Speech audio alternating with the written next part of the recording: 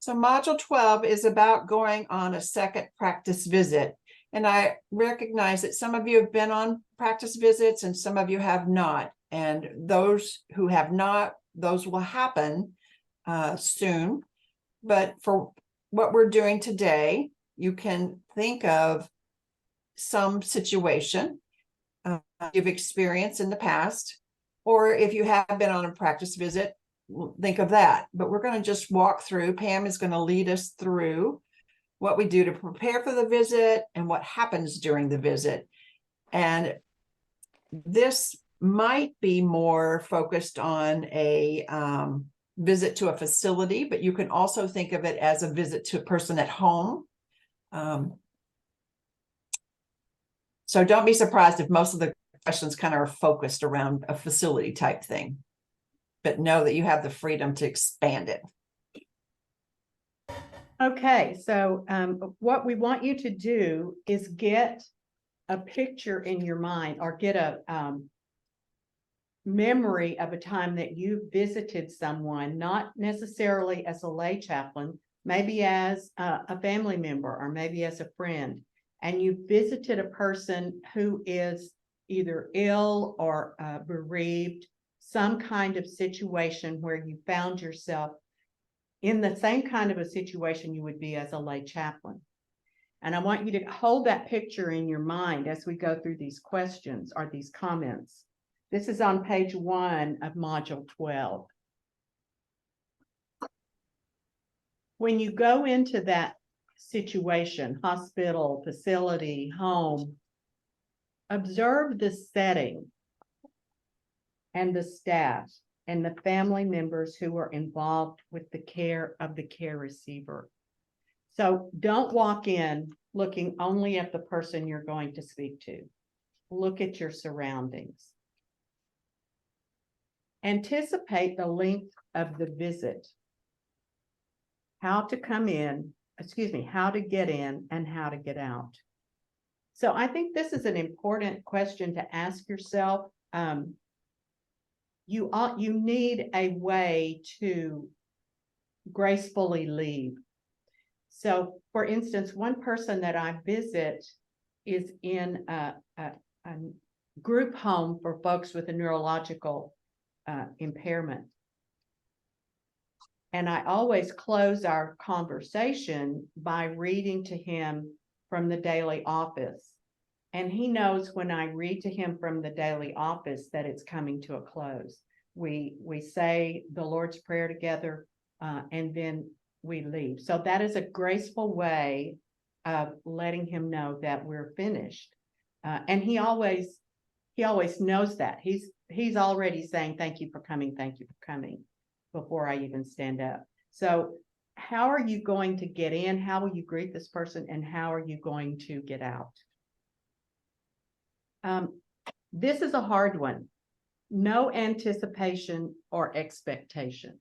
I think as humans, we want to do that. I mean, we anticipate what's going to happen. You might even have a little anxiety about that. But try to go in with no fixed impression about what's going to happen. And importantly, pray as preparation. I often, if I'm alone, which usually I am when I go visit, I pray in my car. I sit there and I have my prayer, and I maybe even do some deep breathing, depending on the situation. You know, what kind of a situation. If I've been there before, I kind of know what's going to happen. Remembering God's presence and setting aside personal cares and concerns is important. It's like that monkey mind we talked about in the past. Try to calm that so that you can really be present with that person. And then the pastoral visit, once you've come in the room, you've kind of scoped it out. Are there flowers? Are there cards? It's their family. Then enter and introduce yourself if you're someone who's not known. Eye contact is important. Keep your eye contact with the person, and you can tell immediately if you're welcome, if that person is in a mood to have a visit. make some observations. That's how you know, is this person ready to have a visit? Maybe they've had some bad news from the doctor. Maybe they're bereaved and this is just not a good time for them. Figure out, body language, what they say. And if it's not a good time for them, then you can gracefully say, I'm here for you. Would you like for me to pray with you? I'll come back when it's a better time. That's the same thing in the next one. Discern the care receiver's receptiveness and point of view. How to include all those who are present in the room. I'm sure, in our chapter or our center, all of us but one can bring communion to the care receiver. So you could, if there's other folks in the room, you could offer communion to whoever's in the room. And they can just say yes or no. The parents, the family, if there's family in there, introduce yourself, be cordial, eye contact. And then comes our listening part. That's what we're there for. So receptive listening and the gift of presence. If there are others in the room, they may be the ones who are doing the talking. So you're listening maybe to more than just one person. Things to avoid, talking about the hospital. What do the doctors say? When you get out of here, you want to keep your questions or your comments in a place where you need to be. I mean, you don't need to know that person's medical history unless they choose to share that with you. When and how to offer prayer. As I said, when I visit my friend Rick, we talk. He was, before he had his serious accident that left him neurologically impaired, he was a sports announcer on TV. And he's so interesting. He knows the name, the mascot of every NFL, high school, college team in the area. So whenever I would say something about the town I came from, I told him I graduated from Midland Lee in Midland, and he said, Lee Rebels. He knows all of that. So we have a conversation for 15 minutes or so. Then I will say, would you like for me to read to you? And he always is anxious to hear.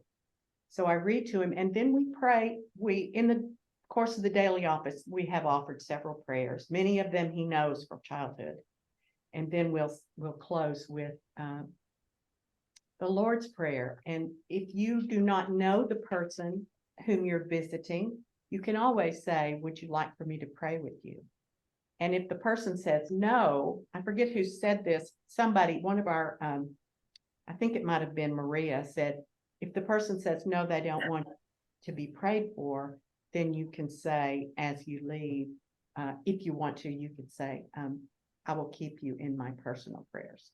So you don't have to pray in there if it's not something that person wishes for. And then when and how to end. You need to have your own ending plan.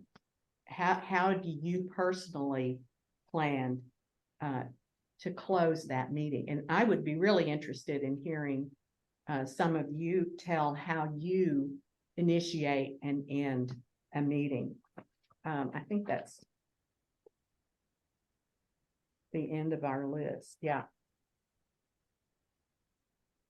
So how do you think these bullets, having gone over these bullets in your mind, a visit you have made, how do you see these bullets as helping you with that meeting?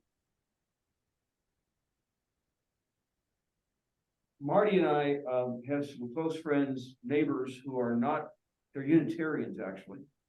But she recently traveled to California for hip replacement surgery because she can stay with her daughter and get care. The husband is not able to do that. And so we called her yesterday, and the surgery was Monday.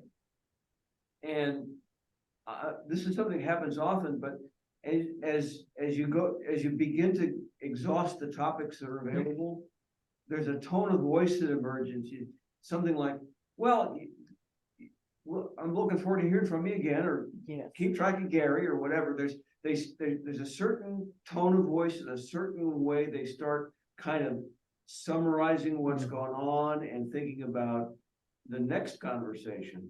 Right. And that can be a cue to say, yeah, it's been great talking with you, and now I'm gonna let you go. And it's a graceful way, but you have to be really, really sensitive to that tone of voice where somebody is really telegraphing, saying, I'm done. I think I'm done. It's that whole thing about listening, Yeah. the ear of your heart, paying attention to what you're hearing. That's a really good point, Andy. Anybody else find something, a nugget in these lists? Now, I'll add, I think that skill is one we all already have, Right. because we all talk to each other every day and talk to other people. But the neat thing about Community of Hope and this training is we can take that intuitive understanding out and make it objective and recognize it as a tool rather than just going on hunches. Right.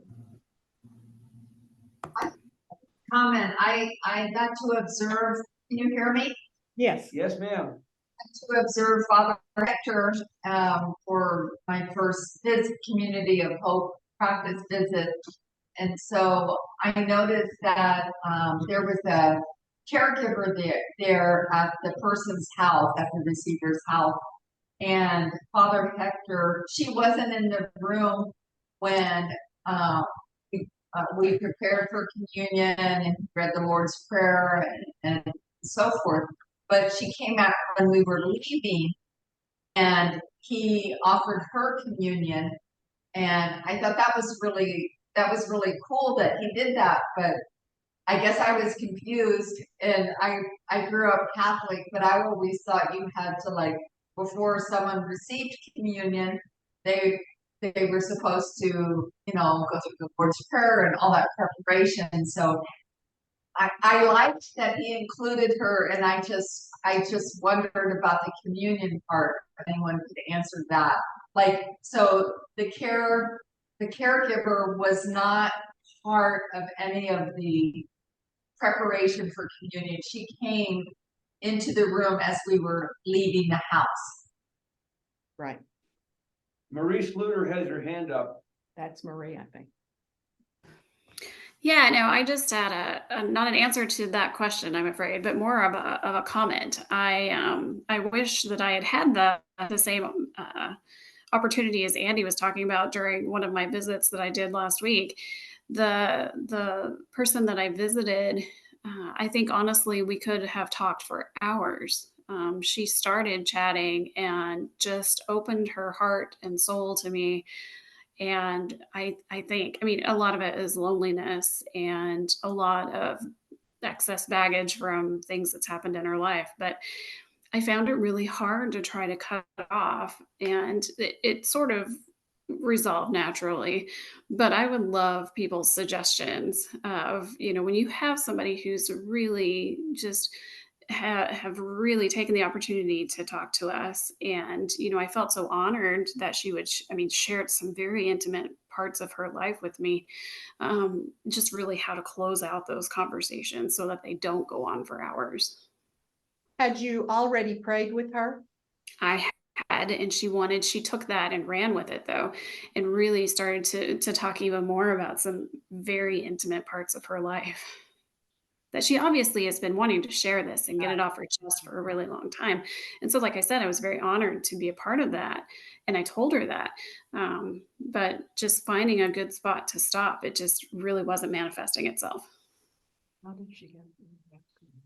I found that to be a challenge too, Marie, because once you open that and they start sharing that very intimate part, you don't want to go, oh, gotta go, Exactly.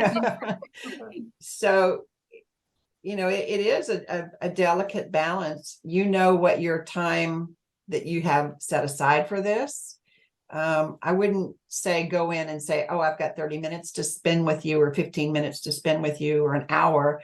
But know that in your head what you have, and about, if you've got an hour, and you know that this is a chatty person, about 15 minutes till, I would start trying to wrap it up, looking for those times. And if this was your first time, you don't know, how that's going to go. But if you go and visit this person again, I would set your own kind of parameters and time, looking for those places.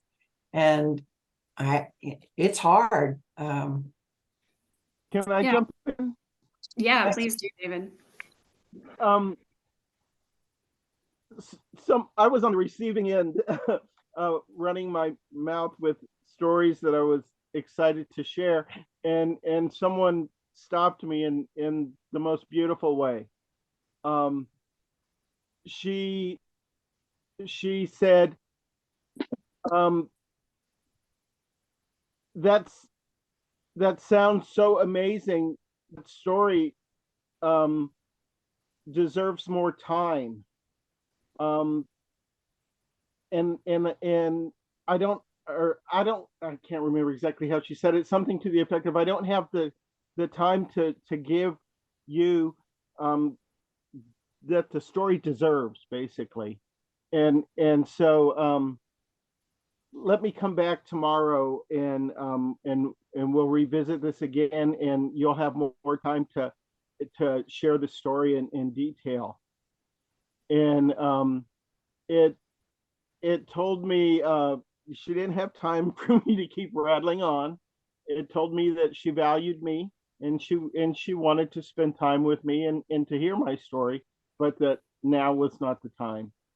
And so it was a beautiful way to tell me that it was time for her to go. That is great. That's a good lesson for all of us. Yeah, that's awesome, David. Thank you for sharing that. David, did she come back? She did come back. Yeah. Could you say, It wasn't the first time that I wore her ear off. could you say something like, if you get, a little break in the conversation, could you say, can we close with a prayer? Is that appropriate to say? How do you feel about that? Yeah, we had already prayed kind of early on in the visit because she wanted to, and I kind of felt like it was a perfect moment for that. So I don't know, in my mind, I felt like it would be awkward to offer again. Although, I mean, I certainly could have, but Well, you could go in with a collect that was suitable to her situation. And say that I'd like to offer this one prayer for you before I go. well, that's true. That's a good way of doing it. Oh, yeah. And maybe that would be a smooth way. Some people just are so hungry for that, communication and that connection. Yeah, she completely was. Anna has her hand up. Anna. Thank you. Thank you so much. I was in a situation not very long ago when I fell into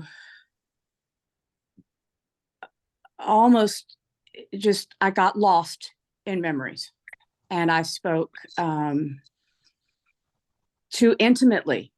And I've thought about this a lot. I've done a lot of inner work here about the things I was talking about, but apparently some people were disturbed by what I was saying. It was maybe too intimate for the group. And if someone had said, "Oh, I am so sorry," that would have pulled me right out of it. I was just lost in the memories. And if someone had said, "Oh, I'm so sorry," or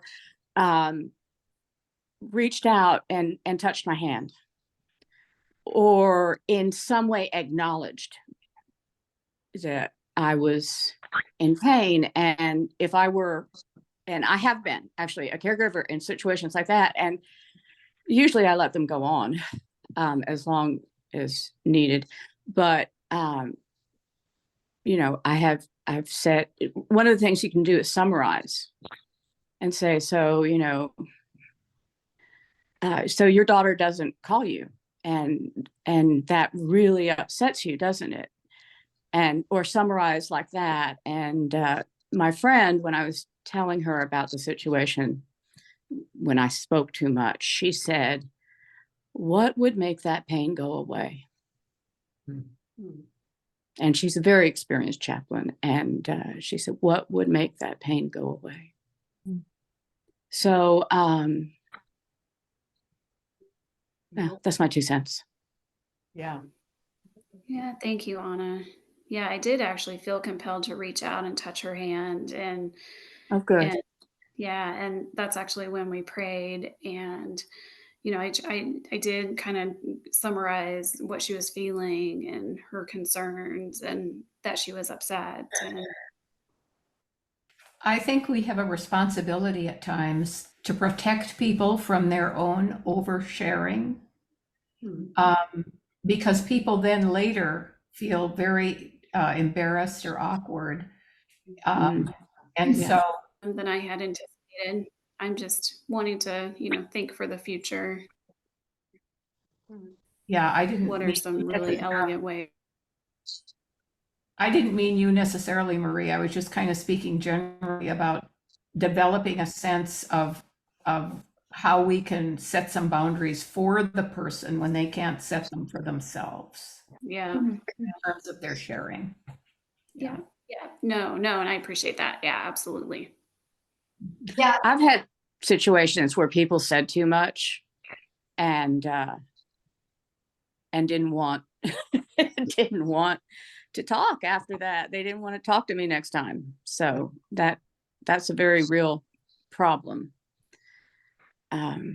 You're right. Thank you, Gretchen. Kathy has a comment to make. Can you please answer my question about? Sorry, we got away from that, about giving communion without the full ceremony first, or the full liturgical piece of that. Is that the question? Is that the question? Yes. Okay. So Okay. somebody want to weigh in on that? I have a comment. I have something to share. I used to work in the medical, and I was the manager there. So and we sell oxygen too. So because we sell oxygen, we are 24/7 hours, okay? And well, they have my phone number of the patients, all the clients at the house. So they used to call me at midnight sometimes, and they just told me, hi, this is Miss Barbara, and I just want to say that thank you for helping me with my oxygen at 1 or 2 in the morning. Okay, and they told me sometimes, but I can't sleep. Can you pray for me? At that time, I prayed, but I'm gonna be very honest. I pray for myself and my family. And I went to do my first visit yesterday to a nursing home, and oh my God, I think this is my gift from God, because I was working at the medical field. I visit too much these places and the hospitals and the houses because of the medical equipment, right, and the oxygens in the houses. So yesterday I feel so good. It was a feeling in my heart. When I get out from there, I just want to cry, because I told myself, why didn't I start this a long time ago? But well, I'm here, I'm studying, and I feel so good because I spend, most of the time in this scooter. But since yesterday, I know I can still help people. and they made me feel so good, so blessed. Thank you, Chawa. Thank you for sharing. And can we go back to, tell me the name of the person who's asking the question about communion. I can't tell which one you are. Kathy. So Kathy, I would like to take a stab at it, and we have a priest, more than one in the room. And I would say that your priest was in front of you. And so I know that every church probably has their own way of training their Eucharistic visitors. And so I would first take the lead from your clergy. Yes. And get their feelings on that. But if your clergy is the one who offered it, I think that is just beautiful. And I believe that when the nursing staff or any of the care team or any caregivers are in the room, we can include them. And whether they're out there, they're there for the whole thing or not, that is a situation you should take up with your clergy. I think Community of Hope has an open table, an open mind, but I know lay Eucharistic visitors are trained and licensed by their parish or their clergy leadership, and that's a specific question you should ask them. Yes. Right. And I also think that some of the rules we follow are man-made rules, not God-made. Absolutely. Yeah. I don't know, Father Dexter, do you have anything you'd like to share? He had to leave. I found that it's all situational. You want the love of Christ, and if someone's there needing it, you offer it. And I've been training Joanne to be a lay Eucharistic visitor, but there will be circumstances that come out, and you think, what's the intent? What's the purpose here? And it's to share the love of Christ, and there's something going on where you can share that. And that's my personal view. I think that's, Thank you. yeah. Thank you. And Kathy, if you're not comfortable sharing communion with someone that, you can offer prayers, offer to be a listening presence. You don't have to go beyond your comfort level. If you want to, I think, and your clergy is on board with that, I think that's fine, but it's within your comfort level also. Just because one person offered it doesn't mean everyone has to.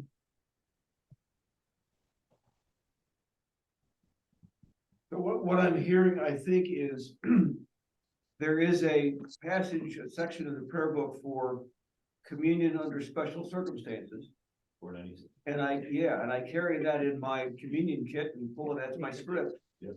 What you're saying is it's okay to be flexible with that. Sure. You have to. Where circumstances don't lend themselves to that kind of delivery. Right. Yes, Am I hearing right? Right. that's me said. Yes. Okay, I'm gonna talk to my own priest about that, but I'm sure he'll say this, that Ram is super flexible about things like that. So it's comforting to hear that because, like you say, that we're not always in a situation where that's possible. Right. Or at least comfortable. Right. Thank you. What would Jesus do?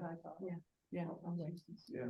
Any other comments or questions for the crowd? This has been a very fruitful conversation, I think. Well, I have a question.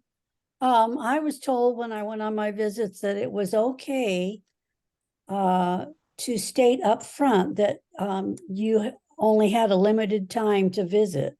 Now, is that appropriate? I've heard that as well. How would you feel, Nina, if someone came in and say, "Hi, Nina, my name's Trisha. I'm here to visit you and I have 30 minutes. Yeah, I wouldn't like it. So I agree with you. Yeah. I kind of think it has to be very situational. Okay. You need to have that time frame in your head. You need to have that plan of how you're going to get in and get out.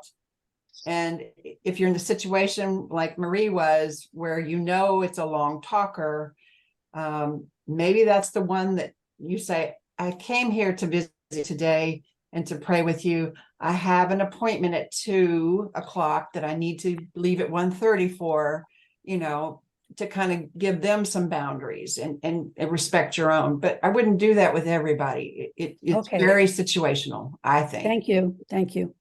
Could you say, I'm You're- so happy to That's see you today. fine. You're my first visit.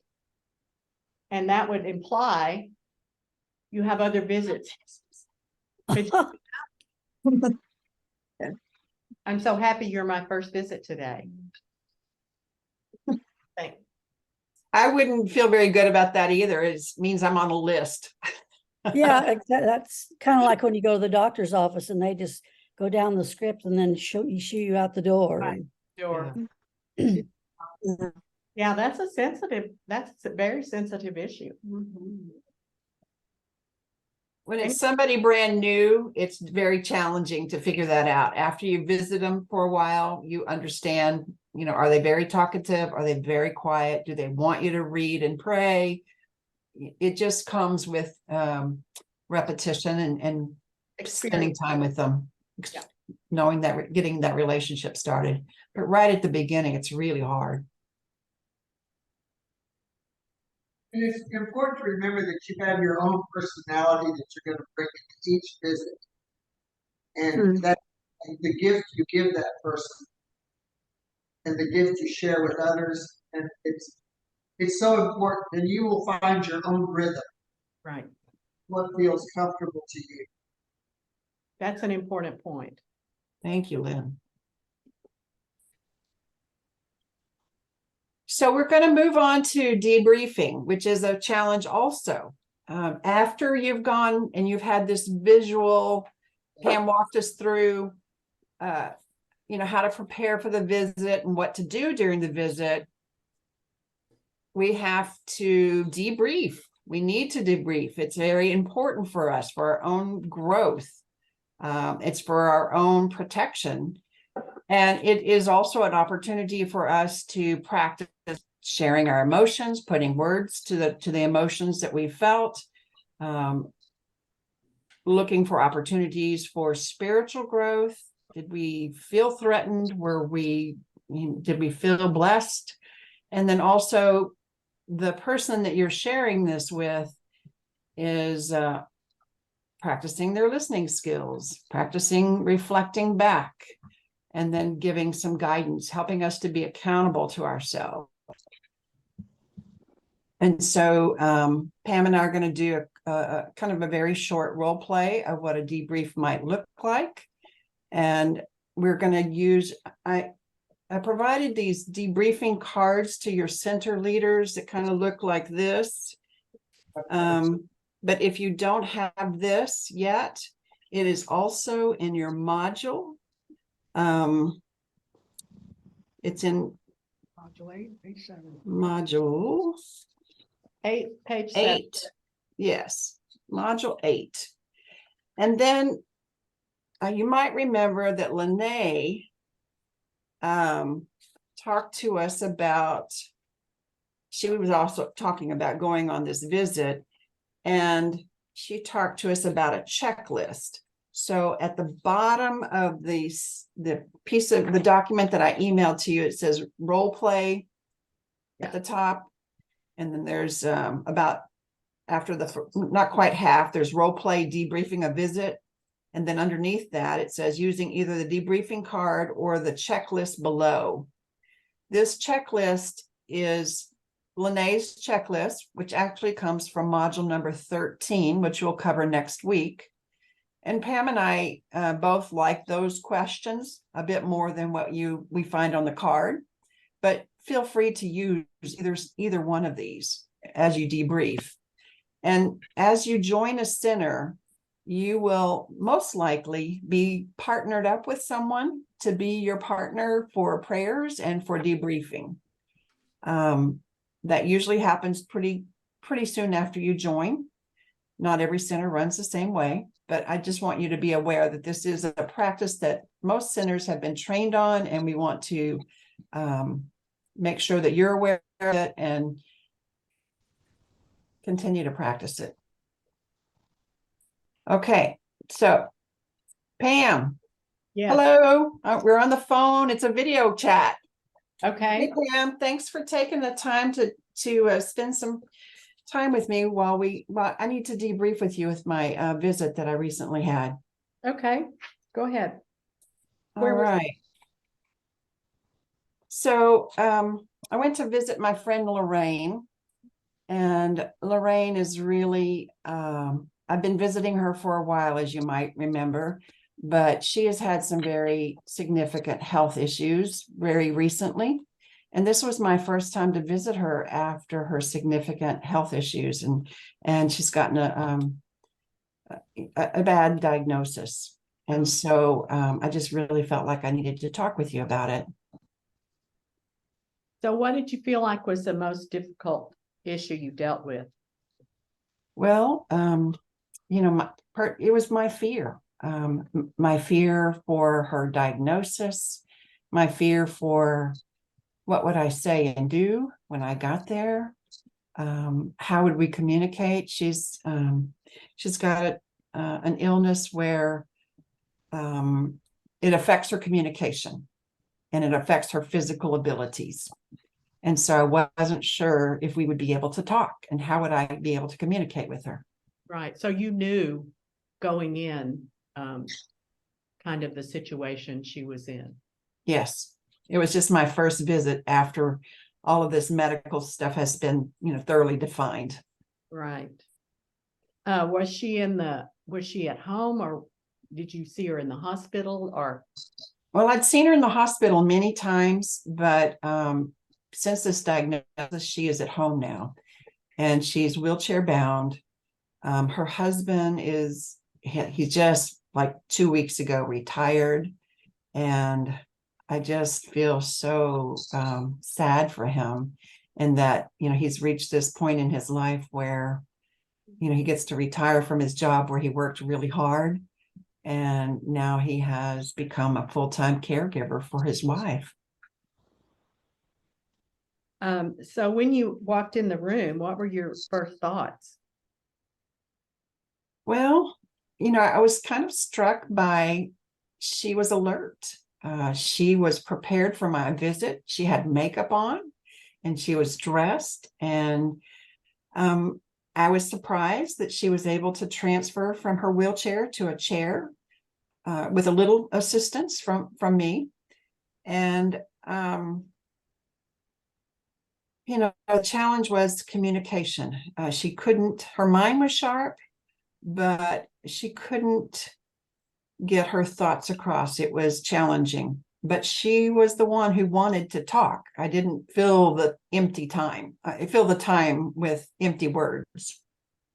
So that must have changed the way you felt during that situation. That must have eased some of your anxiety. Yes, I was really pleased to be able to see that she was able to do more for herself than I thought. It did calm me down, the anxiety I had when I first got there or when I was thinking about it. I was a little bit, to be honest, confused about whether I should fake understanding when she was talking about some things that I didn't know what she was saying. Should I nod and say yes, like I understood, or should I go what and repeat it? How do I respond to this? That was my confusion. And then, I just did feel her husband was there, but he had left us alone. I did feel while we were having our time together, just some grief, pretty profound grief for him, in that this is what he's facing now after his, retirement. What did you feel like was the best time during this visit with Lorraine? It was when I realized that they are both very accepting of this diagnosis, and they were moving forward. They weren't stuck in denial. As far as I could tell, I'm sure there was some anger, there was, some of those other steps, but they were very accepting of the diagnosis and knew, I think, had a pretty clear understanding of what came next. And they, you know, they're my friends from church. Their faith is very strong. They just weren't muddling in their grief. They found joy. They were finding joy in having visitors, having family come, having time together. And so that to me was very calming, very reassuring, and very hopeful. So you left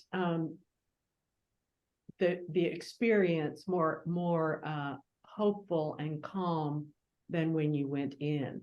Yes. Yes. That's great. How did you feel God's presence in that visit? Well, I just felt like we shared more than information. We shared memories, and we shared our, you know, feelings and emotions. And I just felt God's presence there. It was calming. It was reassuring, more peaceful for them and for me. So was this a learning experience for you? What did you learn? Yes. I had put off going to see her, and I felt like this confirmed that I needed to go see her on a regular basis. I saw the joy that it brought to her, and the anxiety and the fear that I had has been, you know, not completely washed away, but certainly lightened. And what I was blessed, and I think they were too. And so I think I need to go on a regular basis. And I have to show you one thing. Lorraine was she had a great skill in doing handiwork. And as a gift for me coming to see her, she had tatted, this is tatting, a coaster. And it's beautiful. And so something I treasure. What a lovely gift. Yes.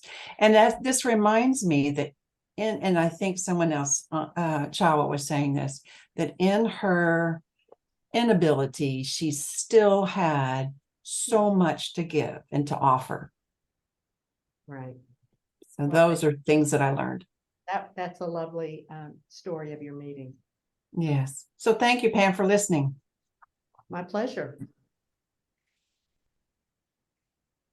Okay, y'all. That's a debrief. Comments?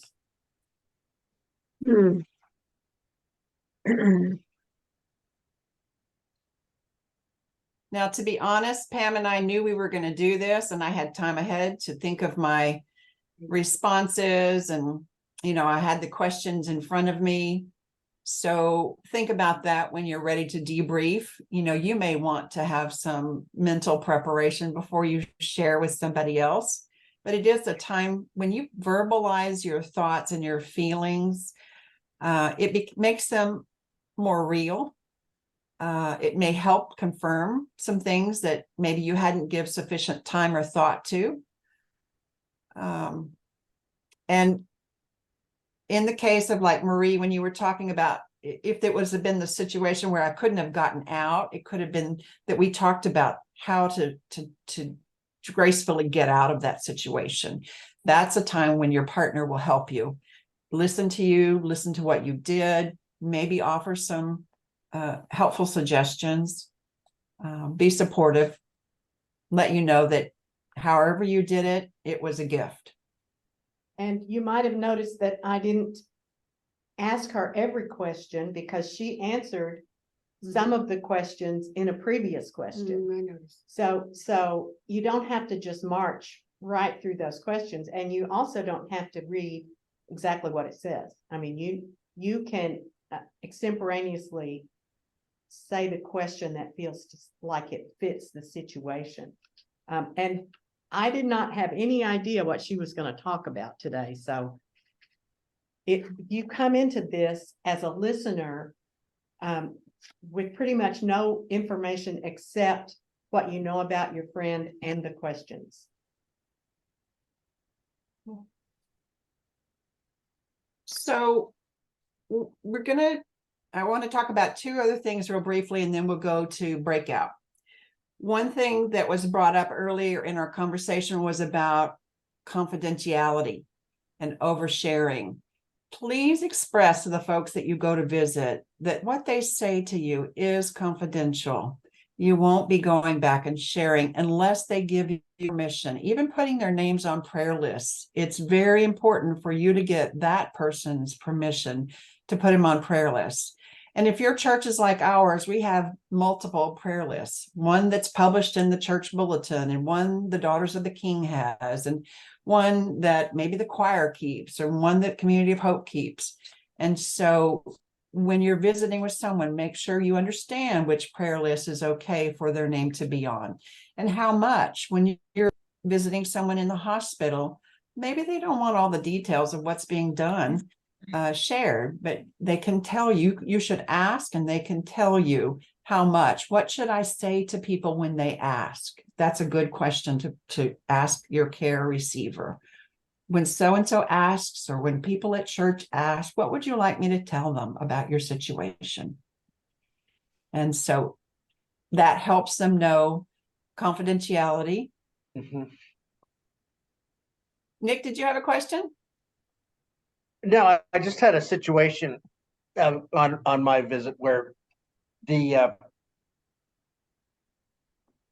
person told a really interesting story that I don't think they'd mind if I said to other people, but it was just such juicy gossip. For a man to say that? Well, no, it was just that at his I think Now, it was 50, Nick, we're being recorded here, so choose your words carefully. No, it was just that the man had discovered that he had a son from an affair that he didn't know about, and he was very joyous about this, finding that he had a 50-plus-year-old son and grandchildren. And it was just such a surprise to hear, but I have not talked to anybody about, there were other people there too, and it's not something that I've kept the confidentiality of it, but it has been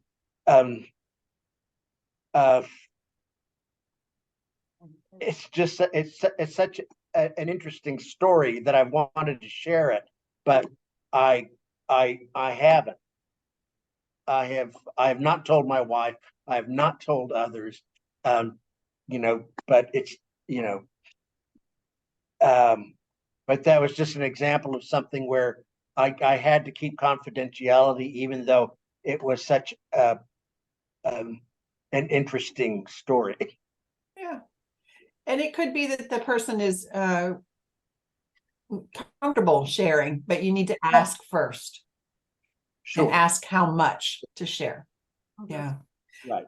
And if someone feels like they've overshared, like Gretchen said or someone else said that they may be embarrassed to see you next time. Try to help them get over that barrier. Last time we talked, you shared a lot of intimate things. I want you to know that I was honored that you shared with me, and I want you to know that I will not share those with others. Our conversations are between us. Building that safe space for them and letting them know, it's not going to go anywhere else, and helping them get beyond some of the embarrassment, maybe if there was embarrassment. The other thing is, if you are visiting someone and they ask for you and you don't want to pray with them there, you say, I'll pray for you. Please do that. Honor your commitments. Pray for them and ask them what they want you to pray for. I have been so blessed sometimes to go and be ready to close a visit and say, would you like me to pray with you? What would you like prayers for? And here's this woman on her deathbed, and she is wanting prayers for her children and her grandchildren and for world peace and all kinds of amazing things. It doesn't have anything to do with her and her physical condition and the situation that she is facing. What a blessing that is, what a lesson that was for me to learn when I asked. And then the other thing is something that you'll learn about as you join the center. Community of Hope International has a reporting requirement. Prior to COVID, your center leaders did a report every year, and they may ask the people, every community member, every lay chaplain, to keep record of certain things. We used to keep a record of the number of visits and how much time we spent and how many people were there on the visits. Well, then COVID happened. We didn't have face-to-face visits. Only face-to-face visits counted. Those telephone calls and texts and things did not really count. So after COVID, our president, Sarah Roberts, has worked to help us understand that in addition to scheduled visits, those pastoral encounters are every bit as important. And that's where we see the presence of God in our lives very much every day. And so the practice going forward in January 2024 will be for lay chaplains to, I don't want to be so, it just sounds gross to me, but keep a tally on how many encounters you have every day. And then your center leader will ask for some type of report on that tally, probably monthly. Every center leader is going to do a little bit differently, but just know that that's coming. But one of the things that we talked about was the examine that Mother Nancy talked about last week, when we, at the end of the day, you talk about, you think about your day and what was good, what you're grateful for, what you had maybe a challenge with, where was God in all of these things. That's a good time for you to keep track of the presence of God in your life and your interactions with others. And so you can put a note on your phone if you're, using your digital devices. You can keep a tablet somewhere and just do the tick, tick, tick, 5, tick, tick, tick, 5. It doesn't have to be by day, whatever works for you. Community of Hope doesn't have a prescribed way to keep accounting for that. It is something new. And so we're going to work through this, and it'll be a little bit of a challenge for us to get in the habit of doing these kind of things. But it is important because we've entered an age where Community of Hope has applied for a very large grant, and there are other grant opportunities. And so we need some sort of a documentation of, how involved our chaplains are and the types of activities we're doing and just, where we see the presence of God. And don't think of it as a report that you have to do for Community of Hope, but as a reminder of how, in gratitude of God, you recognizing God in your day. So I'd like to make a comment as well. When Mother Nancy talked about examine, my feeling was, instead of just sitting down or ticking off in your phone, well, I had an encounter there, an encounter there.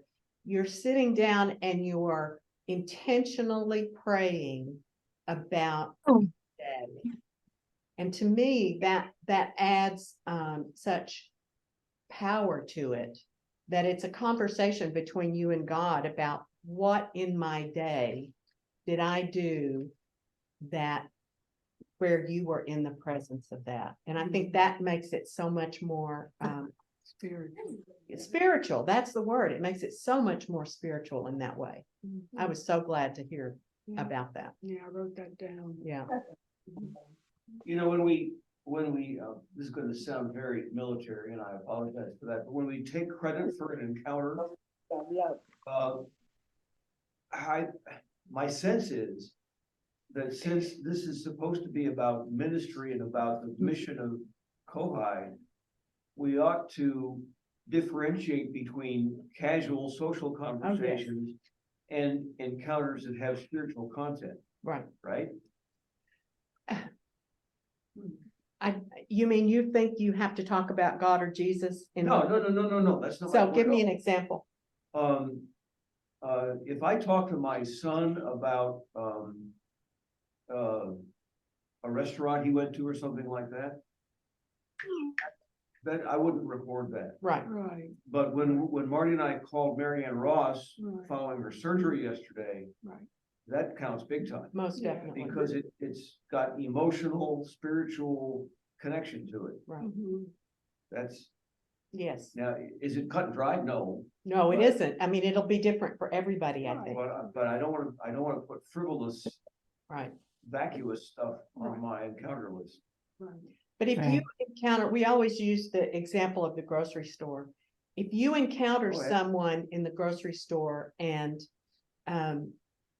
there is a conversation with them and you feel a connection with that person, or you feel like you have said something to that person that adds to their day, I think Or that, vice versa. or vice versa, most definitely. I think that is the kind of situation we're talking about. Because once you are a lay chaplain and you have all these tools, you find yourself out in the world using those tools in the course of your day.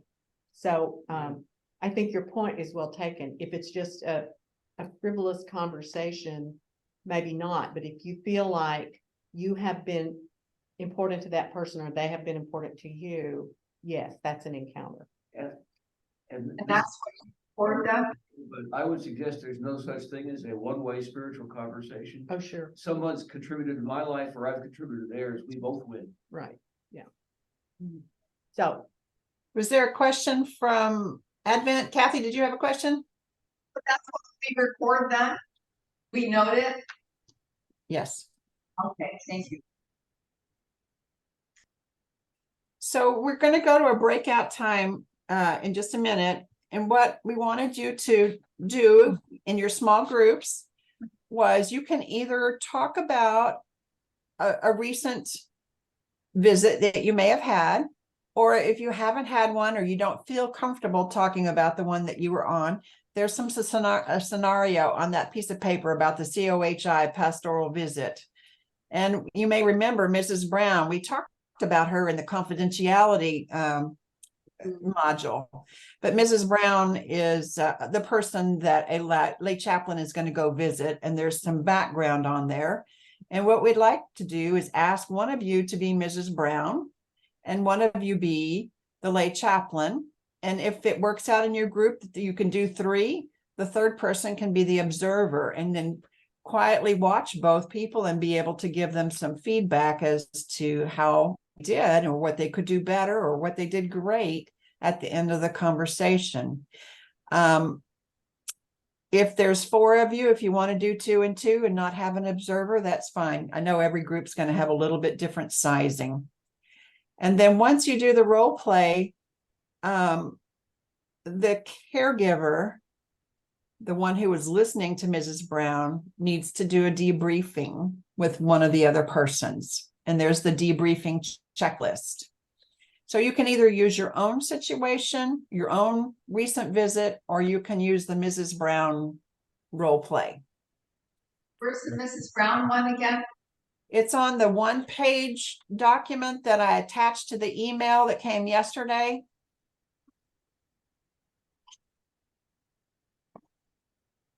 Tricia, could you please, when you have a chance, send me that email? Not now, but when you have a chance. I Okay. appreciate it. Thank you. Yes. Yes. Okay, y'all have any questions? How much time are you gonna give us? We'll come back at 11:45.